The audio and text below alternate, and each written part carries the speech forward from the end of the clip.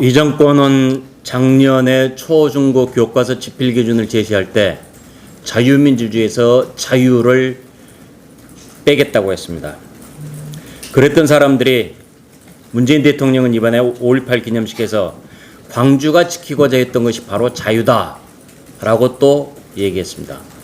결국 반대편의 자유는 없애버리고 싶고 내 편의 자유는 지키고 싶은 이런 이중적인 태도를 보여준 것입니다. 황교안 당대표가 광주 가는 것에 대해서도 한 여권 인사는 황 대표를 무시해라 이렇게 부추겼고 결국 영부인마저 황 대표를 패싱했습니다. 이것은 나만의 자유, 독선적인 자유를 보여주는 것입니다. 자유를 훼손하는 것, 자유를 짓밟는 것이 바로 독재입니다.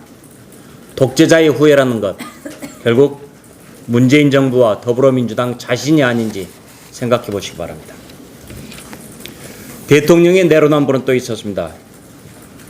국가재정전략회의에서 국가채무 비율 40%를 마지노선이라고 하는데 그 근거가 뭐냐라고 경제 관료들을 질책했습니다.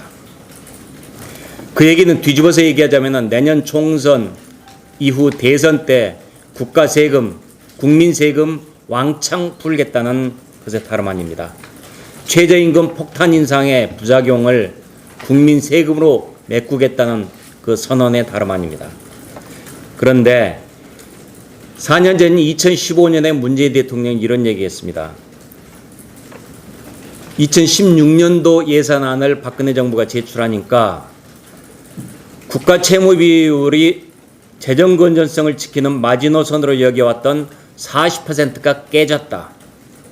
재정 건전성 회복 없는 예산안은 결코 받아들일 수 없다.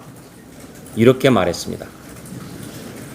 현재 문재인 정권의 예산안으로 봐서 올해 GDP 대비 국가 채무 비율은 39.5%, 내년에는 40.3%, 그리고 임기가 끝난 2022년에는 41.6%까지 치솟을 것으로 보이고 있습니다. 문재인 정권은 경제 죽이는 정권입니다. 국민 세금 살포 정권입니다. 나라의 미래는 생각하지 않는 무책임한 정권입니다.